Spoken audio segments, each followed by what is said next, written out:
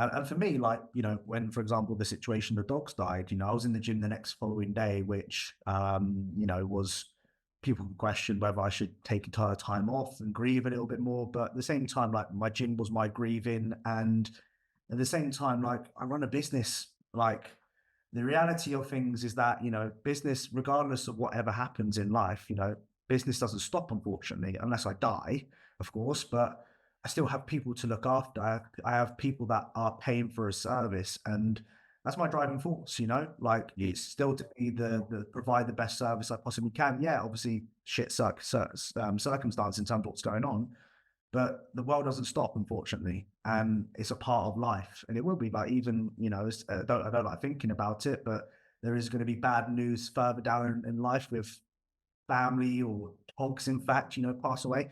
Unfortunately, that's life, and that's something that you have to be prepared to deal with. And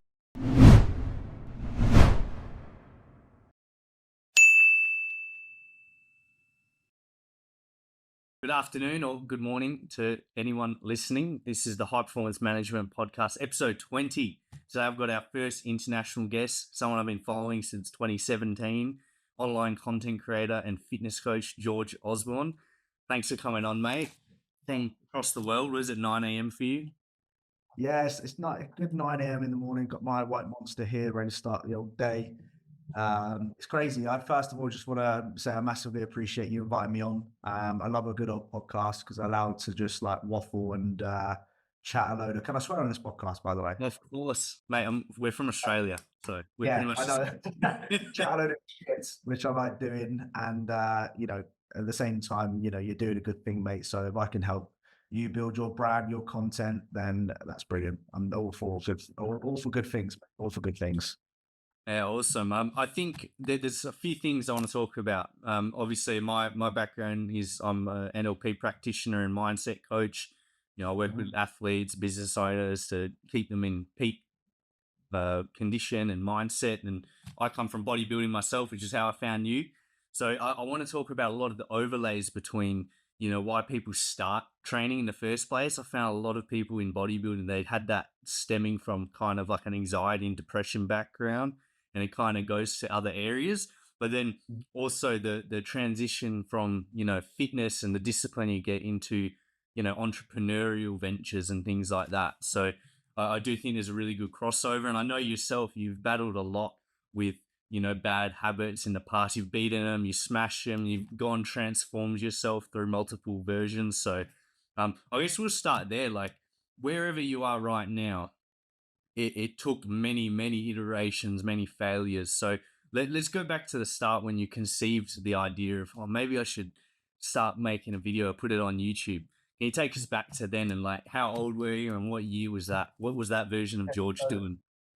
I think I was in my first second year of uni. I was in my second year of uni, and I've always watched YouTube. I've always been a big fan of YouTubers and fitness industry as well. Like I used to watch Christian Guzman back in the day when he started. Yeah. A guy called Pump Chasers. Now he used to be called Beast Mode Jones. I used to watch their content. I used to love it, and I used to be very invested into that. But there was always something in the back of my mind saying, I could do something better than that. Yeah. Not see, Guzman's a completely different level to what I am, but I was just thinking like there's something missing that I would love to sort of like show. And at the time, I was obviously a uni student. I was very sort of limited in terms of what I could do, being on a student budget, as they call it. And I was looking, I was like, there's not many people doing this. There's videos out there on how to bodybuild a student budget, but there's not actually someone that is walking the walk and showing their lifestyle, especially in the UK. So I thought, why not pick up the camera? Why not just, I think my first ever video that I did was like a transformation one because I saw a lot of people would do that at the time. And it got like 10K views. And I was like, hang on, like this is a bit strange. So then my second video, which was just a traditional bodybuilding on a bodybuilding food shop on a student budget. And it's like, it was one of my most viewed videos for years. And then since then I got quite lucky with the algorithm. I'm not sure how, but I got quite lucky in terms of people watching my content. And then all of a sudden it just sort of formed from there, really. And over the years, I've become more myself. I've been a bit more open. When you first start picking up a camera, you're a little bit awkward. You don't know how to say it. But I just wanted to add something unique into the industry at the time that wasn't there, because I love bodybuilding and I know a lot of people who are students bodybuild, and how to balance that with university. There wasn't much going on about that, how to be the best version of yourself, because I've got an all or nothing mentality. If I'm doing something, I'm giving it 100%. And I wanted to prove that I could bodybuild 100% like I was, but still finish university and come out with with a degree, and do the best I can. So yeah, I wanted to do it for years. I wish I did start before I did. I was Mm. contemplating whether I should or not, and I wish I did, because I think it's very hard to get into that sort of thing now. Um, but yeah, I think I'm a bit of an OG when it comes to YouTube. Honestly, I started at a good time to really sort of build a brand and business that was very unique at the time. Um, so yeah, that's generally how it started, mate. From what I can remember, it's a while ago now, to be honest with you, but that's how it Yeah, started. complete. Yeah, no, Yeah, that's exactly how I found you. I was studying myself, and I was like, man, how the hell do I eat enough calories? Because I was watching the same bloody Chris Jones's Walmart protein yeah. videos back in like 2013, 14. Um, yeah, that's awesome. And so you finish your degree? Yeah. Finished my What were you degree. studying? Fitness management and personal training. Yeah. Was a waste of time. Yeah, and Was like, so the degrees are a bit different here because I used to work in a gym as well. I Mhm. was in sales, but I had a lot of guys from the UK come and work on student visas or things like that, and they were doing their PT. But yeah, he was saying like one guy he had a degree in like recreational sport and like lifeguard, and I was like, what's that? I've never heard of that. So like, were you when you were studying that? What was like the career path that was told to you that you'd get from something like that? So ideally, I went to university because I wanted to own a gym. And then I slowly realized I didn't want to own a gym because there's too much fucking hassle that goes involved. And I'm too selfish. I don't want anyone sharing my equipment or my gym facility. And unfortunately, I was too deep into it. I'm like, right, my parents are help me fund going to uni at the time. I'm halfway through. I might as well just keep going. I'm that type of person that if I don't want to do something, I'll probably do it just because I don't like quitting. If I seem like a failure, and I didn't want to, disappoint my parents. But I was hoping to come out the other end of it of being a qualified personal trainer and go down that route. I've actually failed my qualification for being a personal trainer. So I've got a degree in personal training, but I'm not qualified as a personal trainer because I failed it, which is mind blowing. And I wanted to own a gym, but then I slowly realized that this ain't fucking for me. University wasn't for me. I think that in the UK, especially, it's very like traditional for someone to go to school. We have like sixth form college after that, then we have university. Being in that sort of system is very normal now for a lot of people. The longer you stay Mm. in education, the less you have to think about going to work, the more you can sort of live being young. And I fell into that trap, which has served me well because I'm in the position I'm in now. However, upon reflection, probably didn't need to go to you. Well, I've not used my qualifications since I finished uni. Never Yeah. used it at all. Never will. It's a waste of time in that sort of respect, and just put me in a financial debt when it comes to uni that I'm paying off now. So yeah, it's one of those things.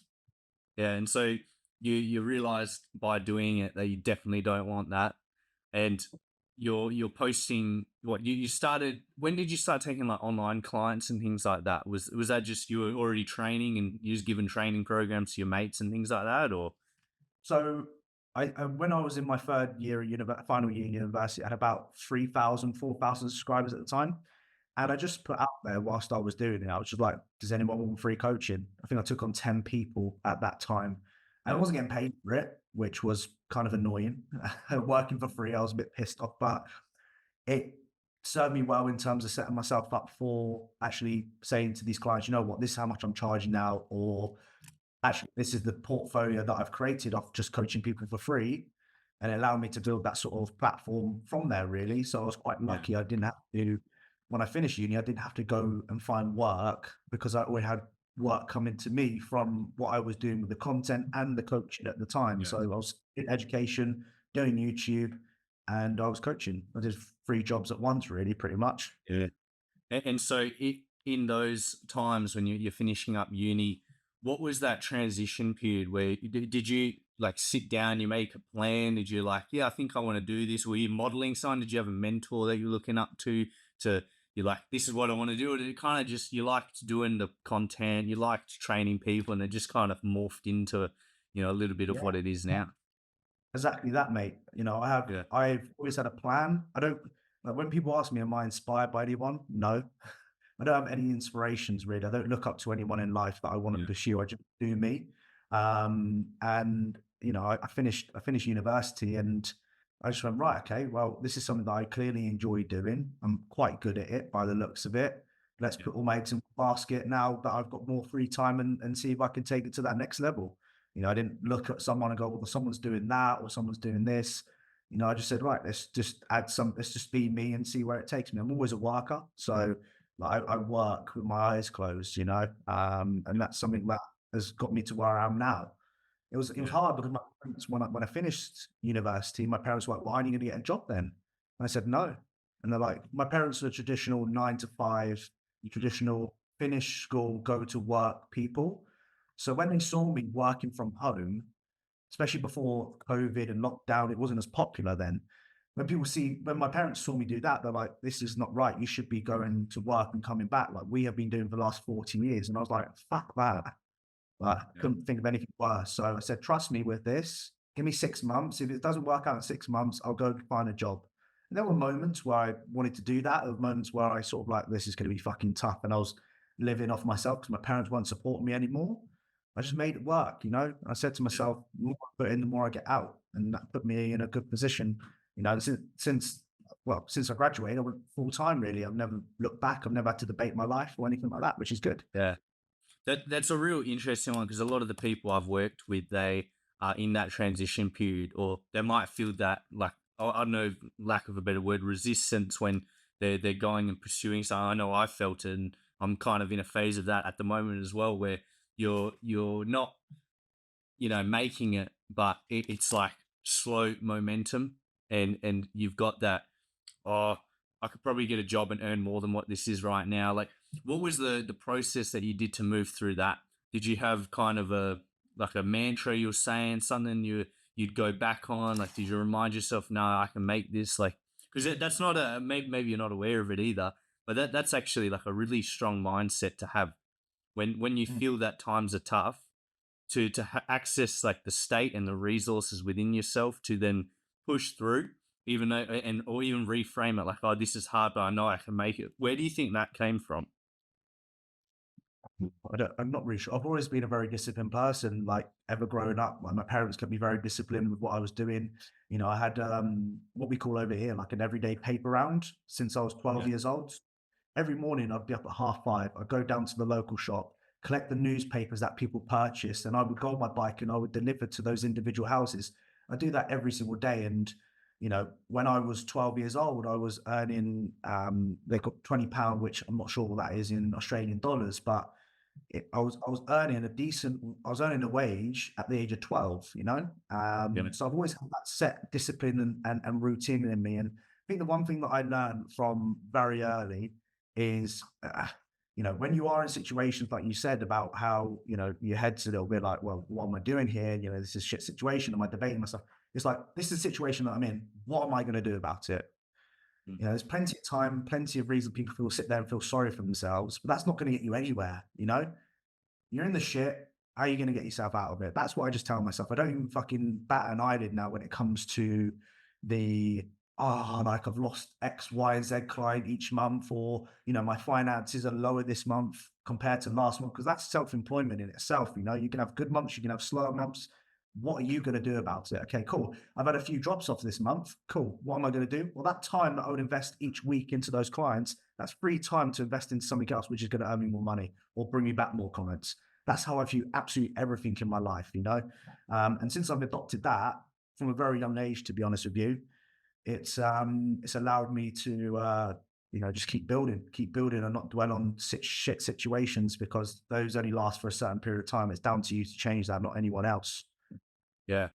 I want to go into around, I think, 2018, I think, when you were doing that prep and you were like, 20, I think, yeah, 8 or 9 weeks out, and you were so fucking shredded. And I was like, man, this is crazy. Like, he could step on stage right now, but then you still had 9 weeks left. yeah. What was that? You know, what was it? Was that like a you testing yourself to the absolute limits? And because I feel like, from what I remember anyway, correct me if I'm wrong. By the time you did get on stage, you felt like you maybe over dieted. What Yeah. is that something you do like now, or have you kind of learned? What did you learn from that? I definitely learned from that. I was too sort of, it was my first, obviously, prep. So Yeah, I didn't realize how lean I would get so quickly. Because I've never been down to that body fat percentage. yeah, Unfortunately for me, like when I first started that prep, I had a date for a show that I was competing at. It was the 20th of August. And I said to myself, 20th of August is the deadline. And even though I was like 8 weeks out and I shredded, I'm like, right, the date's still the 20th. I was working to that deadline. And looking back now, I should have definitely stepped on stage a lot earlier. yeah, I would have done a lot better. I would have looked a lot better, and I wouldn't have been spending the next 6 months trying to recover from that prep, which arguably I had to. Now, however, after competing in 2022 again, I'd realised that one, I don't need to diet for as long as what I did, and two, when you do these sort of things, as you know, when you cut, you bulk, you do it more often over the years, you sort of learn your body a bit more right, and know where your limits are. So it was definitely a big learning curve for me. But unfortunately for me, if someone says jump, I say how high. yeah, And unfortunately, I have this extreme mentality of, if I'm getting lean, I'm shredded, I'm going to get fucking thick shredded, I'm going to fucking get as lean as yeah, I possibly can in that period of time, which is a positive, but at the same time, it's a negative because I do, like I said, dug myself into the ground. So yeah, I definitely wouldn't be doing that again. That's for sure. yeah. No, that was I think I was that 2018? 2019. Yeah, that I was prepping myself then. I competed 2019. I just remember, like, I think mine was a bit later in the year, like October. And I just Yeah. remember watching that and I was like, man, like, I hope I can get that show, which I didn't, by the way. So, like, testament to everyone watching, like, you might not have the best genetics, like, but your work ethic, like, I remember you kept saying, you're like, I'm going to be the leanest than everyone on stage. And, like, that was super inspiring for me to watch because I took that as well. Like I've got pretty average genetics, but like that work ethic, man, it was yeah, it was impressive to see you get to that. And then the comeback as well. Like I remember reading a lot of your comments and people, talk a lot of shit about you and like you took it on so good, man. And I think at that time as well, you're going through a lot of personal stuff as well. Yeah, I think you had that ex partner and had the dog incident. Like you went through a lot through that phase. If you don't mind, let's go through that. What was kind of your guiding through there? Did you have some friends around you? Like, what did you stick to? Knuckle down in training? Was it content, higher purpose? What was kind of the driving factor through those really hard times? So I don't have any mates, if I'm honest with you. Like I don't go and see my mates. I don't speak to anyone really. Like my partner is my best friend. She's like my best mate, my girlfriend, my everything that I need from someone else. So I don't speak to anyone. I've been quite a sort of lonely sort of person in that respect. And for me, like, when, for example, the situation, the dogs died, I was in the gym the next following day, which, was people could question whether I should take entire time off and grieve a little bit more. But at the same time, like my gym was my grieving. And at the same time, like I run a business, like the reality of things is that, business, regardless of whatever happens in life, business doesn't stop, unfortunately, unless I die, of course. But I still have people to look after. I have people that are paying for a service, and that's my driving force.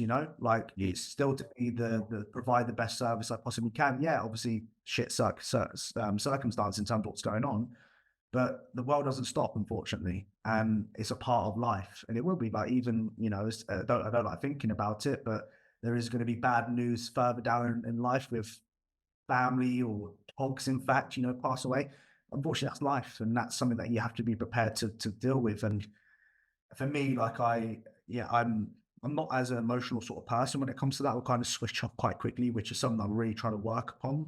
But I think for me, it's just like, right, okay, we have to move on at some point. Grieving is great, but we have to move on at some point and work towards the future. And that's the mindset that I've engraved. And yeah, difficult times, but at the same time, I always remind myself there's business that needs to be done, and I still need to earn a living. regardless of what goes on. And that's just my mindset Yeah, sometimes. yeah, yeah. That's your all or nothing mentality. Hey, Yeah, it is. It's a great you mentality. do, you're out. Sometimes, yeah, sometimes I need to calm down a little bit. But when I sit here and go, would I change it? No, I wouldn't. Yeah, no, absolutely. I guess that's a like a big driving factor, and almost like if you were to stop it, you kind of stop the results that you've got, and then continue to get as well. It's like a double-edged sword, isn't it? Yeah, and most importantly, I lose myself. Mm. That's who I am as a person. And if I start losing myself, then it's not me. It's not how I work with things, unfortunately. Yeah, absolutely. And so you took a decent hiatus from 2019 to 2022, and then you you hopped on PEDs after how long natural? 7 years. Yeah, 7 years. 7. And I remember specifically because I was like, yeah, no, like you're full committing to the bodybuilding. I was like, I've always wondered, watching you, I was like, is he gonna do it? Go to that next step? And I think you did. And I guess from mindset point of view, I'm curious, what was the effects that you had, hopping on type of performance enhancing drugs on the mentality side? Did you see like positive impacts on the action that you're taking daily? Also, what were some of the negatives when you did So do yeah, that? I obviously competed that year. And obviously, most importantly, before anyone decides to go down that route, it's really important to get blood work to actually see Yeah. where you're at hormonally, especially. And I finished that prep. I think it was about 37-week prep in total, and I was around about 3 nanomoles, which, when we actually look at the natural your natural sort of ranges, things like the same as like an 11-year-old child. So when it came to how my hormones were at that sort of time, I was rock bottom. And Mm. obviously, introduction of performance enhancing drugs saw my testosterone levels go from 3 nanomoles up to about 40 nanomoles, which is about Yeah. 13 times more than what I was at that current moment of time. And especially with your mind, like going 13 times more hormonally than what you have been is a lot for anyone to deal with. I think Yeah. they typically suggest you should 3 times your testosterone on your first cycle. Well, I've done times 10 of that. Yeah. So whilst I was 2 weeks into my cycle, and I felt like I recovered from prep, it took me 6 months to recover from my first one as a natural. 2 weeks into it, I felt on top of the world. I felt like this is fucking great, one of the best things I've ever done. Yeah. Um, and taking drugs is it's quite a selfish thing, in my opinion. It's very selfish because it's all about you. But no one has to. Well, people have to deal with the consequences of potentially something that's going to happen going down that route. And I was just so focused on obviously prepping that year, which is again a very selfish thing, to then jumping into using steroids, which again was a very selfish thing. And mentally, like, I'm just this all or nothing person. So I've gone from an extreme prep where I'm giving it 100% to now using steroids, which when you go on a cycle, it's like, right, okay, fucking time to work now. Let's try and get the most out of this. And unfortunately, I never had that break. I started jabbing 2 days after my natural show, Yeah. first last show of the season. So I didn't actually have a break. And upon reflection now, what I should have done was allow my hormones to recover naturally a bit, Mm. get in a good headspace, take a little bit of downtime, then make that decision to go on, rather than just go from being 100% to then being 100% again. And that's the issue. Is it does, especially if you're a very focused person, steroids are going to make you even more focused. Mm. If you're a big dick, steroids are going to make you a bigger dick. So Yeah. that's just how they exaggerate you as a person more. And obviously, I'm an extreme person. I'm going to extremes, aren't I? Which I shouldn't have done. So mentally, was the toughest for me in terms of that experience, for sure, no doubt. Yeah. And then you actually stopped again, right? Yeah. And then was that just because you realized that you did the all or nothing and maybe it was a bit too selfish? Like, what was that period about? So for me, it was just recognizing that this is what I've done, this is who I've become, and I don't want to become that person at this current moment of time. And it's very hard because honestly, I'm going into the gym feeling the best I've ever felt ever, obviously. elevated, super physiological ranges of testosterone. You're going to feel on top of the world. Mm. Um, and I was progressing, looking at myself every single day. I'm like, I'm just fucking growing here. I'm not slowing down at all. But my life isn't, I said to myself when I first went on, like, my whole life isn't evolved around steroids. Like, if steroids are changing me as a person, I don't want to be that person. And at that current moment of time in my life, it was changing me as a person to the person that I didn't want to become. And often I'm not in those situations. I've dealt with a lot of people, a lot of clients, and I know a lot of people that start using steroids and they will do whatever, to not blame the drugs. It's not the drugs, the drugs aren't changing me, I'm a dickhead. No, it's not the drugs, it's you. You're the person. Mm. They're very denial about these issues. And one thing that I said to myself is that, look, if I'm becoming an issue, that's something that I want to address because I don't want to become reliant on drugs or blame anyone else for my selfish decisions that I made. Because at the end of the day, it's me. I'm the issue. You're taking exogenous hormones, which are not natural, to look a certain way, behave a certain way. That's not what I wanted to do at that period of time. So I decided to take a step back. Hard for me to take a step back, I must admit. I did still continue a little bit longer than what I initially set out to. So I told, people around me that I'm stopping, but I didn't stop. Upon reflection, that was stupid because I was like wanting to make more progress, more progress, more progress. Eventually, I just bite the bullet and said, look, take a step back. This is not a healthy relationship to have this sort of with anything in life. Don't be hiding stuff behind people's back, trying to take it, buying gear online and, all this sort of stuff. Not healthy mentality. So I stopped. Unfortunately, what comes up must come down. So I went to my all-time low in my life, zero test, and worked my way back up to Yeah. feeling normal again. But the reality of steroids is that when you go above, physiological ranges into super physiological ranges, you've always got that comparison now, of what it felt like. And unfortunately, the way that I feel, for example, now, which is normal to every normal human being in the world, doesn't feel normal because I've got that comparison of feeling on top of the world and think like I'm invincible, And that's something mentally, dopamine especially. I'm sure you know a lot about obviously that. Dopamine is never the same. Obviously, steroids massively affect your dopamine levels, Yeah. and nothing sort of hits the same anymore, if you know what I mean. And that's a reality that a steroid user needs to accept when they have to come off, which is fine. Yeah. That's super interesting because you describe it in a way like just as a little context. Like, I think we've exchanged a few messages on it.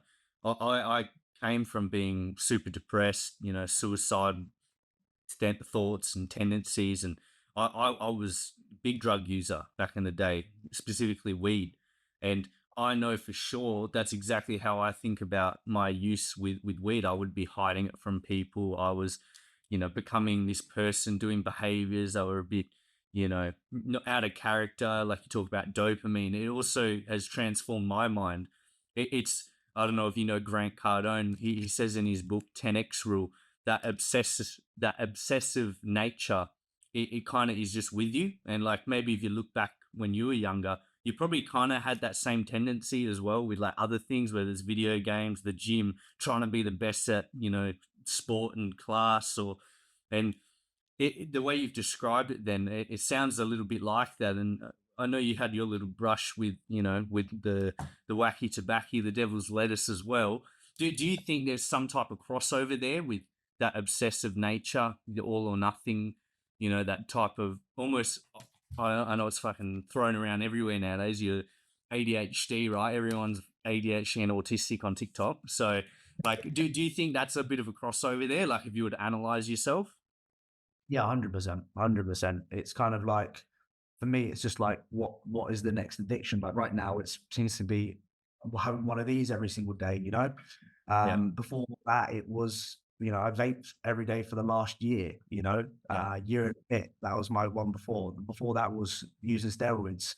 Before that was lockdown playing Call of Duty or Battlefield at the time, I think for me, it's always something that I sort of have to find myself being addicted to, whether it's yeah, good or bad, unfortunately. And whether that correlates to that sort of mentality that I've got, it's just kind of like, well, if I have one spliff, it's like kind of like, right, okay, it's going to be turned into two spliffs now a week, then All of a Yeah. sudden it's free. Then all of a sudden it's every day. Then all of a sudden it's twice a day. Then all of a sudden it's when you wake and bake. And then all of a sudden it's like, fuck, I'm in a pit here. Yeah, breakfast, lunch, and dinner. Yeah, 100%. Yeah. Yeah, and Uh, I sense like a bit of it's hard to read over Zoom, but is that when you say you were becoming the person you didn't want to be? Is that kind of parts of it? That type of impulsive, almost doing it even though you know you shouldn't. Is that kind of what you oh, meant when you? Yeah, yeah, there's a lot of things that I've done that I know I shouldn't be doing, but I do it. um, yeah, whether it's recreational drugs, whether it's any sort of addiction. Like I knew, like I would, I should have, I shouldn't be jabbing behind people's backs, but I wanted to improve, and I was being very selfish in that period of time. So yeah, I'm very much aware. It's not like I'm not yeah, like I'm not like oblivious to the situation. And unfortunately for me, it's kind of like I need to almost like do something. Like I need to get myself in trouble. I need like a health scare to actually sort myself out, if you know what I mean. And as bad yeah, as it is, I need to get my blood back and see loads of reds rather than greens. And I'm like, fuck, okay, I need to sort something out here. yeah, Until then, I'll just keep going until something actually goes right. It's like vaping, like biggest one for me was vaping last sort of year. I haven't vaped this year. In fact, I used to vape. I did have it in control, but I went on holiday and that's when I lost control. And then I got worse and worse and worse. I then had this horrendous cough, like horrendous, like this is not normal cough. And for me, I had to go, right, okay, this is not normal. Like I shouldn't be going for a walk and being out of breath, fucking for 10 minutes, or I shouldn't be coughing up my guts every single day. And that's why I'm like, right, okay, this is something that I need to address here. And yeah. that's how it was. Before that, I'm at an island. 100%. I think Yeah. this highlights a really important thing that you do not see on social media. And I know now working with like people earning 10 times what I earn, right? Like it doesn't matter like who you are or how much you earn or what part in society you are. Everyone's fucked up. And I think you were talking about men's mental health. That type of stuff is really what's driving behind it, especially guys. Like most guys just want to achieve something, and sometimes those things we want to achieve are detrimental to us and everyone around us. Sometimes it's just COD, which is all right, but it could be to the extent where they're not doing anything. And I think when we look online, and you probably have even better insight than this to me because you see, probably like Josh Bridgman and people at that type of level where it's almost perceived that they're perfect, whereas like everyone's got their shit, and I think that's a big driver behind a lot of the mental health now. How do you find yourself in those type of when you're the peaks and troughs? Like what are some of the things you found that will help you get out? Because obviously you feel a bit of shame and guilt, but then at the end of the day, like you said, you got to show up for the clients you've got. You got to business keeps going regardless. What are some of those things you do to kind of get back into form so you can be the best version that you have in your mind?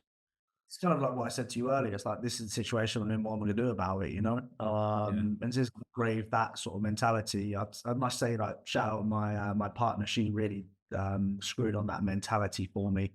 Um, yeah, that's just what I say to myself. And in situations where even shout out the missus again for this. We there was something online where when we was laying down in bed, for example, we'd just count from 5 to 0 and we just get up. Like some situations where I'm like sitting here, I'm just scrolling for TikTok, procrastinating. I'm like, right, 5, 4, 3, 2, 1, and then I just get up. I just like snap out of it, yeah, and then I'm back to the next thing. So that's sort of how I deal. Obviously, I always have ups and downs, of course, but I'm like, right, okay, rather than going back to these addictions. So, there's sometimes where I really want to pull out the vape when I'm really low and just fucking have a few puffs and feel much better. There's sometimes where I just want to, walk past someone, they stink of weed. And I'm just like, yeah, wow, what a smell that is. I just want to have a little fucking, excuse me, can I have a little puff. I want to do that, but I think, right, okay, we know that has a negative effect in terms of going down a spiral hill. Let's try and find these other sort of yeah. ways which are positive, which go towards what I want to achieve in life. So, Yeah, then I that's really big, man. I think there's a lot of listeners that would be, especially like my followers and even yours, that's pretty important. They're probably struggling that with themselves. So what was it? You count to five. You first identify the behavior you're doing, count down yeah, from so five. like me and sometimes we have a lane, we're like, right, okay, we need to get up here. Just count from 5 to 0 and it's like, right, you're up. Like, give yourself 5 seconds just to get up, and then all of a sudden you just get up.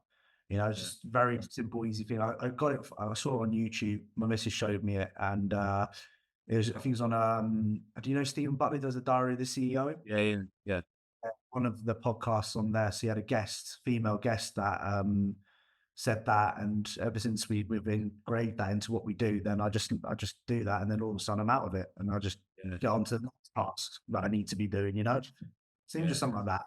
Something so small, doesn't require much thinking, easy, changes a lot of things. Yeah, it's crazy that that's what we have to do now in this world. Like it's fucked up. Like the whole everything's constructed to steal our attention, and food tastes so good, and porn's at your fingertips. There's half naked ladies everywhere. Like it's crazy, and I think the bigger reason is you got to have a bigger purpose. Like what are you even counting down from five to? And I think that's what I work with a lot of guys with, but that sounds like that's a big thing for you. In you're competing now. Have you got a show you're coming up to, or what's the plan in competing? Is that something you're pursuing fully? So I'm still pursuing fully. Obviously, circumstances have changed now because I've always competed in natural federations, which are tested with lie detectors or urine sample. And now, obviously, I've dived into the assisted route. I think it's like 5 years, depending on what federation, until you can compete naturally again. But for me, like competing naturally again, I probably would never do because I have used drugs, and drugs do, especially steroids, will do change your DNA Yeah, regardless. So I might be, for example, natural, but at the same time, like my DNA now is not natural based upon being in that sort of route. So I think even though, let's say I did a natural show and didn't win, I still think it's unfair for me to be a part of that based upon what I've done. I think if you're natural, you're 100% natural, not fucking, natural 10 years. I was natural 5 years ago and I've dabbled in assistance and now I'm natural again. That's not natural. That's just you being a twat. Um, so now I'm like almost a very small fish in a big pond because I'm like the size of a natural guy right now against people that are, been using gear for a decade. So I still have intentions of competing next year. How well I'll do, unfortunately for me, I'm very competitive in terms of what I do. So I struggle to, stand on the side and not be even looked at. I always compete, and every time I've competed, I've been top threes or, been batted out for first play, whatever it may be. And unfortunately, with where I'm at right now and comparing that to, where other people are at, obviously I'm a long way off what a lot of people are at. So as much as I am very competitive, I'm trying to treat next year's. I still enjoy competing massively. Like it's yeah, great for business. I'll be honest with you, it really is. It's one reason why I do it, and also I just love challenging myself in that sort of way because I think it's fucking fun. I think it really is. So, um, it's just more so lowering my expectations now as a bodybuilder. That okay, I might not be battling out on top threes. It might just have to be this boring you versus you mentality. But saying that, when I won a show in 2022 and when I placed top three in Britain in my class, I felt a lot happier placing third than what I did winning my show, if I'm honest with you, because I was like, oh, I won the show now, not really much else to say. When I finished third, I was like, okay, I was much more happier with that because the standards were a lot bigger and it was a bigger show. So yeah, I just have to go to, it's something that I'm obviously thinking about quite a lot, but yeah, yeah, plans are for next year for sure. yeah. So does that mean? Forgive me if I've missed it. Does that mean you're hopping back on again to be competitive? So I don't just want to hop on, using steroids just to be competitive. It's just right. Does this fit my life right now? So Mm, does this fit my life in terms of where I want to go? What are my plans? What have I got a 5 year plan with this? When am I going to come off? There's not just, and unfortunately, this is what a lot of people do. They don't actually go in with a plan when using steroids. They just mm, go, oh, yeah, I'm going to start using steroids and I'm using this amount. And, 3 years later, they're on their own. They've not got a wife anymore. They don't see their kids and they're just wanking into a sock each week with a dog sitting next to them. That's not me as a person. Um, so it's sort of like, right, okay, if I do want to go back on, what are my plans? What are my goals? What do I want to achieve with this? How am I going to, and this is what I didn't do and wish I did do. So I'm in no rush to jump on. At the end of the day, it's fucking using uh, steroids or drugs, which are ultimately going to end your life shorter. You know, in a day, Yeah. like the reality of it is. So, all to just look a certain way. Like I'm in no rush to. And the brilliant thing for me is that I did 7 years in natural bodybuilding. You know, so I've loved this for 7 years. So it doesn't change. It doesn't change anything in my opinion. So whether I do go back on debating it, I still use little bits like growth hormone, which is not used in natural federations. I still use insulin as well.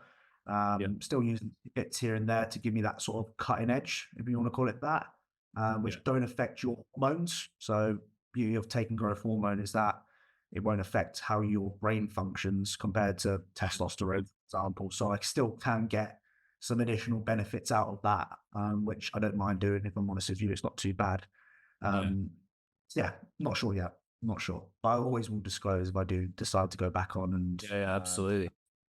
No, I think it's I don't know what it is actually. I don't know if it's the hormones in the chicken or whatever, but like it seems like all these young guns now on TikTok, they're like I genuinely don't know if they're natural anymore.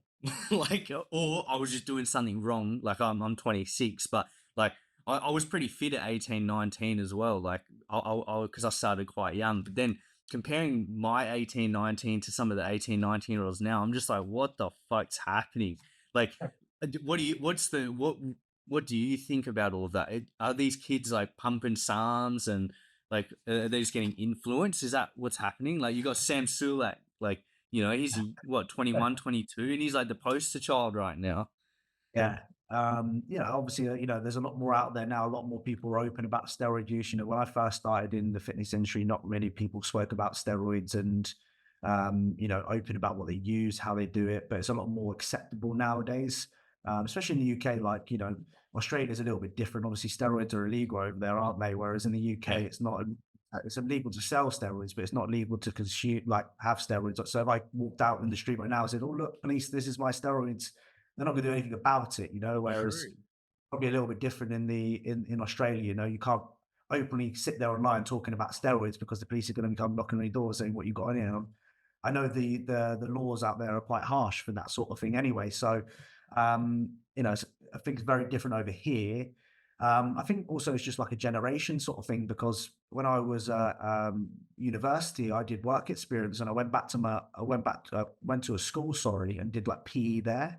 And I was looking at some of these 12, 13-year-olds. I'm like, I'm 5'5", so everyone dwarfs me in that sort of respect. But I was looking at some of these people. I'm like, when I was 12, 13, I was not that tall, And some of these guys, like some of these youngsters now, they look, uh, you know, 18 and they're like 13. I'm like, what the fuck, Yeah, So I crazy. think it's a generation sort of thing where now I see 17, 18-year-olds come through and they're like, they're natural, but they're fucking jacked. I'm thinking like something's changed here. But yeah, obviously, promotion of steroids and people being more open about that, you're going to get more people use it. And, steroids are on the climb at the moment. More and more people in this world are taking steroids. So it's not going to slow down. It's just going to continue to go up and up, in my honest opinion. But I think the main thing is just, okay, if you're going to do this, educate people on actually what to do or, there's no safe, I don't like saying safer or a safer way of doing it because Mm, it's risk reducing way is what I like to call it because there's no that's safe way good. of taking.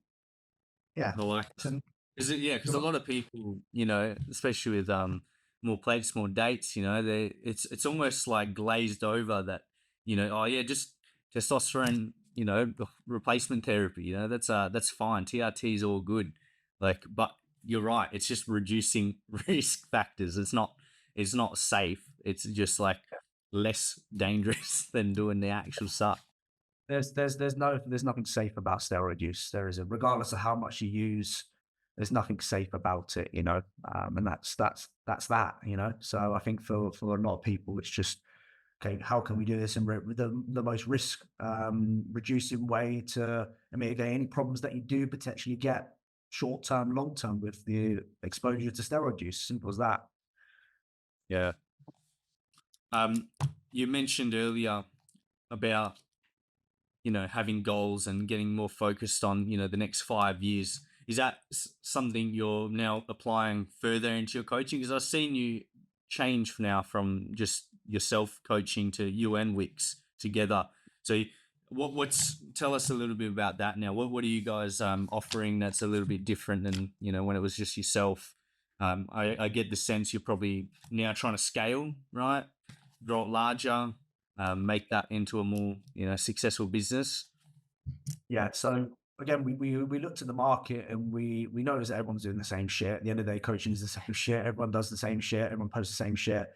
But I looked at like Victoria. I'm like, you're actually a qualified doctor. You know, like that degree that you've got is such a unique selling point that nobody in the fitness industry has really. A lot of people base their steroid use off their own experiences, their own mistakes that they've made. But we've actually got someone sitting next to you right now who is actually qualified in this field to know what the fuck she's talking about, not some bullshit that we see online. And so many people out there are great at selling the way that they talk. Like, I've seen so many people chat shit, but the way they are coming across seems like it's very genuine and honest. And amount of times Vicky's gone, well, that's not true. That's not true. Actually, this is true. That's true. So she really specializes, in hormones, female hormones as well. So she did a webinar yesterday about, how contraception, 83% of females in this country use some sort of contraception. And how does that affect your bodybuilding journey? Because it essentially does your hormones. Like at the end of the day, like when we think about it, um, female birth control is like fucking steroids in itself. It Yeah. changes your, and not many people think that, but people, the doctors, especially the NHS over in the UK, okay, cool, let's just get you on contraception. I don't want to have kids that I want to have unprotected sex, whatever. Let's just get you on contraception, stop you having it. They don't realize how that affects your 25 years until you hit your your what do people hit when they're 50? Menopause. That's it, fucking hell. So yeah, I was thinking, right, we've got two really good things. You've got my experience with competing, going enhanced, first cycle, training, all that sort of stuff. Vicky's very good with the anatomy. She's very good at hormones, PEDs, all that sort of stuff. Let's combine that and offer a service that many people don't have. So you've got a qualified doctor you can work with, and you've got myself who has done the experience, all that sort of stuff as well. So offering that to people has been great so far. It's been very successful. It's been a lot better than what I thought it would be to start off with, because I thought no one's going to be interested in this. This is a load of shit. It's just the same with what everyone else does. But a lot of people see uniqueness to it. And since we've been doing that, fucking spot on, mate. It's been really, really good. Yeah. So from like the business aspect, what's like your ideal client with this type of work? This is mainly female, male, or just like with a focus on hormonal testing and like safe use of PEDs and things like that? Is that kind of what it is? So, we want to work with a variety of people. I think the main thing that we want to work with is high level athletes like ourselves. Like, I don't work with one that's first starting out in the gym and what's a protein? How do I do a squat? I haven't got that sort of stuff. I want to work with someone that wants to reach the highest they possibly can. And we want to dive into more in, competitors, more, amateurs wanting to turn professional. We want to go down that route, and offering something different as well, because we are a couple. And I think a lot of people who, for example, use steroids are in a relationship, and it's like, right, okay, how can we still achieve your personal goals without taking away from your fucking personal life and what's going on there? How can we actually get you to communicate with your partner about what you are doing? Because you've got a steroid user and you've got someone that's never stepped into the gym in the world. Like, you speak to your parents about steroids, they're like, what? But a lot of people are like that, females are oblivious to what actually is going to happen to your partner when you use steroids. So he's going to get night sweats. He is going to have a raging boner most nights, when his testosterone is elevated. That sort of thing is what females who aren't experienced in this don't know about. So we actually teach people how to have a balance in their life as well, which is really key. It's not all about just taking steroids again, fucking massive. It's about how can we do this to ideally protect your family, protect what's going on outside of that as well. So there's a lot of like personal investment into it as well, which we take a lot of pride of. And that's just from it sounds like you're immediately like tone changed and your body language. I can see you lit up about that. So yeah, and it makes sense to me. Like I've been in for a while. It's cool to hear that you're pursuing this kind of niche area with athletes and like especially me. I love that, like the whole mindset side, relationships, communication. Like that's so important. A lot of people don't even know how to speak to themselves correctly. So like that's massive. That's really cool.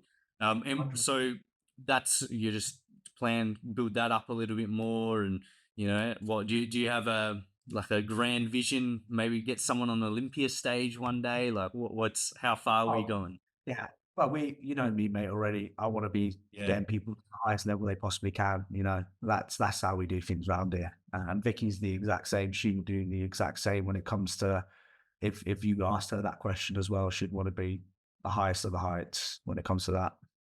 yeah. No, it's super important. I've interviewed now 20 people, Yeah. all very high achieving people doing very well. And it's such a similar mindset, they're just innate. Like you said it actually in the beginning, you said, I always thought I could do it better. Like, what does Alex Hormozy says? Like the three traits of a successful person. You think you're better than everyone, but you're not good enough. And I don't know what the third one was, but you get the point. Like it Yeah. is true. You see that in all of it. It's an interesting driving factor, like that. That there's that higher potential, and you've even used it in a lot of your language. You could notice yourself when you're not being that higher version. So you've got this like ideal in your mind that you keep pursuing, and I think that's what success is. Hey, constantly Yeah. improving and reaching that level that you Yeah. can get. I do appreciate there are moments where you need to plateau, Yeah, and you need to sort of like, almost like sustain what you've got a bit because it's all great going like this. It really is. But there are moments where that you need to sort of steady off a little bit and sort of reevaluate, solidify what you've got, then go to that next level. Because I think if you constantly go like this, like if I constantly take on clients every single week, like I'll get to here, I'll earn X amount, but my other factors in life will be fucking miserable because all I'll be doing is working all the time. So sometimes I mean, you need to gain maybe, let's say, 10 clients, plateau a little bit here, solidify that, make sure routine, things outside of that, like personal life is all in a good place. And then, okay, cool, I've got more time to maybe take on more. Because I see some people go like this, but they get to this point, but they're fucking miserable. And that's not for mm, me. Like, would I rather be earning less money and be happier, or would I rather be earning more money and not being happy? I'd rather earn the less money, you know? I so would much rather that. So yeah, that's how I think. Well, so you have to have those sort of moments where you yeah. do plateau in order for you to sort of solidify everything, make sure this is in a good spot as well. Yeah, get your Uh, nut in the game, eh? yeah, you know, yeah, fuck all now. Love that That's saying. good. Yeah, no, that's your OG. Said that for years. I've No, said that for a while. yeah. No, that's cool, man. I appreciate what you guys are doing. I don't know how long we've been on the call. I think we started at what, 5? 51 minutes. Sorry? Um, 9:51. So we started around 9, didn't we? So Yeah. 51 minutes, which is pretty good. Yeah. I guess we'll move into the end part now. Because this is a mindset focused podcast, and the whole idea is just to extract your life philosophies, which I think we got a little bit out of here. That type of balance between all or nothing, but then like you said, mixing in the plateau, and so you can evaluate where you're at and make sure you're Yeah. not just doing it for no reason. What if you were to speak to yourself in those harder times? What were some of the things that you definitely did wrong that if you were saying to him would have completely changed the direction of your life? Something that I would say, I think for me, I do procrastinate a lot longer than what I should. It's that self-doubting, like you said earlier, not being sort of good enough. If I do that in some situations, I'm definitely Yeah, do procrastinate a lot of things. I'm very last minute, and I yeah, wish sometimes I just sort of bite the bullet in that period of time where I didn't want to do it. I'd have got myself out of a lot sort of situations, like for example, like in the UK tomorrow it's Mother's Day, and my mum's not really, hopefully not watching this. I've not got a card yet, and I've left it last minute, So I'm like, fuck, if I just fucking, and I've got so much shit that I need to do today. If I just fucking did that like 2 weeks ago when I remembered to do it, I'd be sound. But I'm like, right, that's not like on my priority list right now, and I can left it to last minute. So yeah, that's certainly something. Stop procrastinating a bit and just stop take action. procrastinating. Yeah, Yeah, absolutely. And not being good enough. That's a bit of a deep one you just chucked in there. yeah. What's is that like a consistent thing with you? but also a driving factor? Yeah, it's a bit of both, to be honest with you. Yeah. Example, like, maybe like YouTube sometimes I try and think, oh, I want to try and do something different, but I think, are really people going to want to watch that? And I stop myself from doing it and I procrastinate about that sort of situation. And then I potentially lose out on that opportunity where it could have done very well, but I didn't take that opportunity when I should have done. So little things like that sometimes is what I've had to sort of deal with. I really wish I just bit the bullet and just took that opportunity. Yeah, taking action. It's always easier said than done, eh?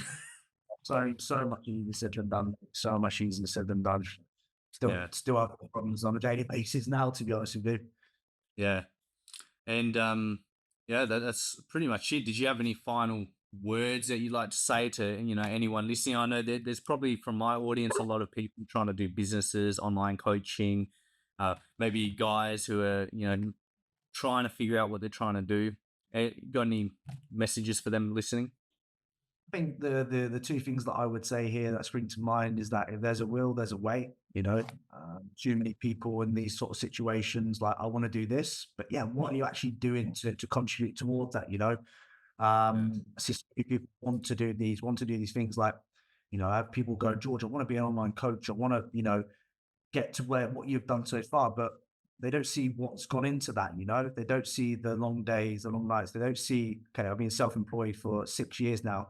That's 6 years of everyday working.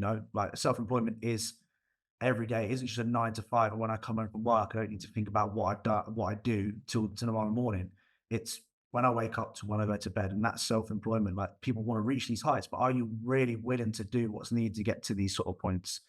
Uh, And I think the next one would be that I thought in my head is just like take more risks, because you never know, especially if you're younger, early 20s, like you've got more opportunity to take more of a risk with less, with less, what's the word, back, like, without you sort of neglecting other parts of your life. Like, for example, if you've got a marriage, kids, and a mortgage to pay, the risk element you can take is going to be a lot smaller compared to, if you're at home, living at, parents are paying the bills, you've only got yourself to really look after, or if that, those are opportunities to take way more risks in your life. And you can, if they don't work, you've got not much to lose. Unfortunately, as you get older, you can't afford to take as much risk because you've got more responsibilities and more to lose. So, think my advice to anyone, it doesn't matter what age you are, it's just don't be afraid to take a risk. Sometimes it pays off, sometimes it don't, but you just got to keep going, and that's where you sort of find your path to go down. So that's what I I'd would say. say just starts with starting. Won't Yeah, find the path until you do it. the hardest bit is the actually easiest bit. We should do for most people. Is just starting. Yeah, Yeah. totally, totally right. Ah, I love it, man. How can people find you? And I don't know, do you have any offers at the moment you like to advertise? So you can find me at George Osbourne 12 on Instagram. 12 is my lucky number, so that's why it's number 12. And Born Coaching, so born.coaching was our coaching page to find out more about that. And for any sort of female listeners or anyone that wants to learn about hormonal sort of health, then at Dr. Wicks on Instagram as well. She posts some fantastic stuff that a lot of people can learn from very simply. And any UK people sponsored supplement needs, leading brand in the country right now when it comes to supplementation, health, that is code Born. We'll throw that in there. And YNMR as well for lifting accessories, some of the best in the game. It's Born 10. But yeah, mate, I just want to say I really appreciate you inviting me on and giving me the opportunity to do more of these sort of things, because I sometimes sit there, and I'm honest with you, when I'm doing YouTube videos and debate whether I should be waffling for as long as what I do. But the podcast gives me that opportunity to, you probably gathered by now, I'm a bit of a waffler. So it allows me to express myself as a person and what I believe in. So I just want to say thanks for giving me the opportunity to broadcast me as a person. And I know you're the other side of the world as well, so it gives me a bit more networking, which is brilliant. So I Yeah. appreciate that. No, it's all good, man. I think you've gone through a real unique path, and you're doing great things, and you've shared a lot of really important lessons here. Specifically, if there's a will, there's a way. 100%. If you can think of it, it means you can do it.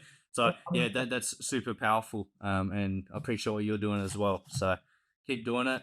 It's inspired me to do what I do. So, maybe someone listening to this is gonna start something. But yeah, thanks so much for coming on, man. I really appreciate it. And we'll chat All right, again mate. soon. Thanks, mate. That's good. Yeah. And